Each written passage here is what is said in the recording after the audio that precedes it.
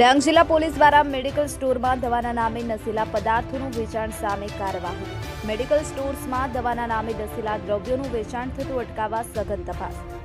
જિલ્લાના તમામ પોલીસ સ્ટેશનો, મહિલા police station, cyber crime police station સહિત એલસીબી એસઓજીની કુલ 13 જેટલી ટીમો કામે લાગી. જિલ્લાના 23 જેટલા મેડિકલ સ્ટોર્સ ઉપર તપાસ કરવામાં આવી.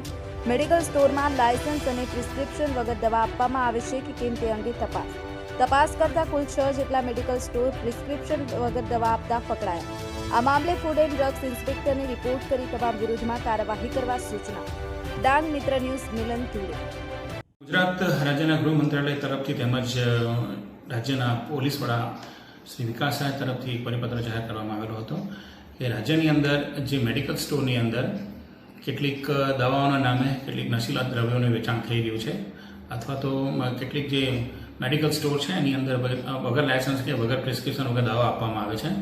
તો તે તમામ મેડિકલ સ્ટોર્સ ઉપર તપાસ કરીને યોગ્ય કાયદેસરની કાર્યવાહી કરવા માટેની સૂચના મળતા ડાંગ જિલ્લાના પોલીસ અધિક્ષક શ્રી યશપાલ જગણે સાહેબની સૂચના અને માર્ગદર્શન અનુસાર જિલ્લામાં કુલ અલગ અલગ પોલીસ સ્ટેશન, 4 પોલીસ સ્ટેશનની અલગ ટીમો, મહિલા પોલીસ સ્ટેશન તેમજ સાયબર ક્રાઇમ પોલીસ સ્ટેશન, એસઓજીની ટીમ તેમજ એલસીબી લોકલ ક્રાઇમ બ્રાન્ચની ટીમ પણ બનાવવામાં આવી હતી. આમ કુલ 13 જેટલી ટીમો જિલ્લાના અલગ અલગ 23 જેટલા મેડિકલ સ્ટોર્સ ઉપર તપાસ કરતા કુલ 6 મેડિકલ સ્ટોર્સ ઉપર ગેરરીતિ જોવા મળી હતી, જેમાં લાયસન્સ વગર તેમજ પ્રિસ્ક્રિપ્શન વગર દવા આપતા જાણવા મળ્યું હતું. તે તમામ ફૂડ એન્ડ ડ્રગ ઇન્સ્પેક્ટરને રિપોર્ટ કરવામાં આવ્યા છે અને તેમના વિરુદ્ધમાં યોગ્ય કાર્યવાહી થાય તે દિશામાં તપાસ આરંભવામાં આવી છે.